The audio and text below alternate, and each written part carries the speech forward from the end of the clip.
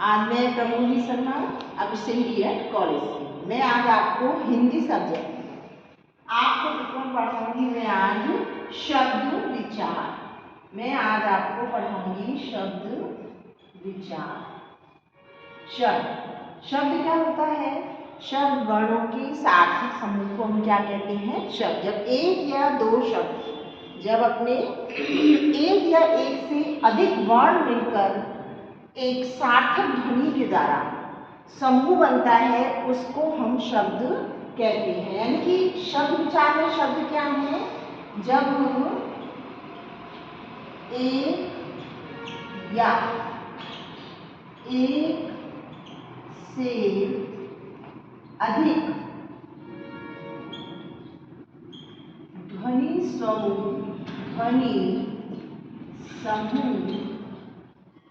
मिलकर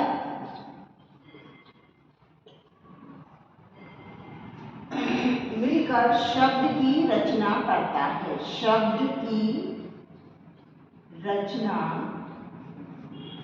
करता है।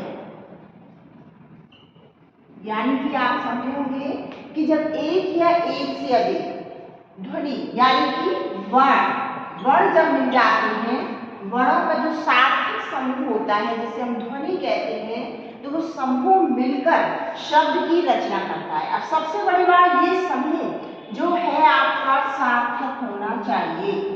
सार्थक होना चाहिए। यदि ये निरर्थक है तो वो शब्द नहीं है। क्योंकि सार्थक जो होगा, निरर्थक है तो वो शब्द नहीं होगा, उसको सार्थक ही होना चाहिए।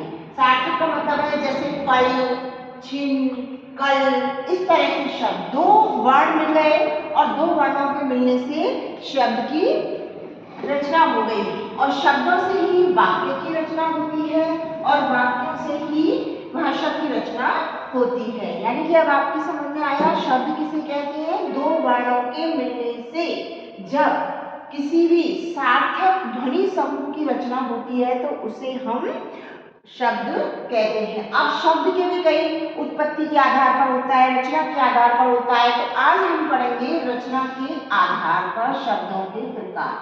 रचना के आधार पर ठीक है ना? रचना के आधार पर यानी कि शब्दों की रचना कितने प्रकार की होती है, कैसे होती है। तो शब्दों की रचना के आधार पर जब हम बात करते हैं तो रचना के आधार पर हम शब्दों को तीन भागों में बांट देते हैं। तीन भाग आपके कौन कौन से हो गए?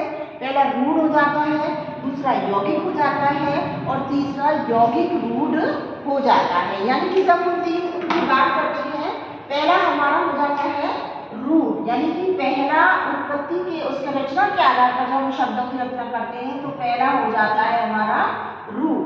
रूढ़ शब्द से तात्पर्य ये है, रूढ़ शब्द से तात्पर्य ये है कि प्राचीन काल से या परंपरा से जो भी शब्द किसी भी वस्तु के लिए या किसी भी स्थिति के लिए निर्धारित हो गए और उनमें किसी भी प्रकार का परिवर्तन नहीं होता है, वो रूढ़ शब्द कहलाते हैं। जैसे मान लीजिए रोटी शब्द है आपका, देखिए तो रोटी शब्द इतना रूढ़ हो गया है कि इसको रोटी ही कहा जाएगा।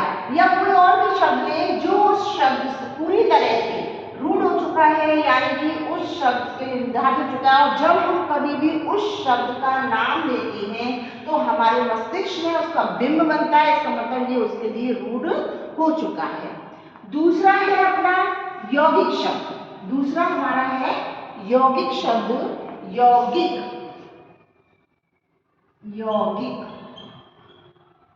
यौगिक शब्द वो शब्द होते हैं जो दो शब्दों को मिलकर बनते हैं। यानी कि यौगिक दो शब्द मिले, दोनों का स्वतंत्र अर्थ होता है, दोनों शब्दों का स्वतंत्र अर्थ भी पाया जाता है। यौगिक शब्द में दोनों शब्दों का स्वतंत्र अर्थ होता है और स्वतंत्र, जैसे रसोई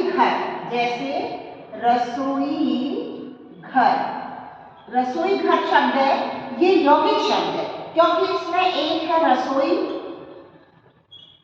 और दूसरा है घर। यानी कि दोनों का अलग अलग अर्थ है, रसोई का भी अलग अर्थ है और घर का भी अर्थ है। तो इन दो शब्दों के जुड़ने से तीसरे शब्द की रचना हुई, जिसको कि हम यौगिक शब्द के नाम से जानते हैं। तीसरा हमारा शब्द है योग रूढ़ शब्द। तीसरा हमारा है योग रूढ़ शब्द। यानी कि योग रूढ़ शब्द का तात्पर्य क्या है? योग तो है उसमें, यानी कि जुड़ा हुआ है। एक रूढ़ शब्द और योग शब्द जो है मिलकर योग रूढ़ शब्द की रचना करते हैं। जैसे कि मान लीजिए शब्द है पीतांबर।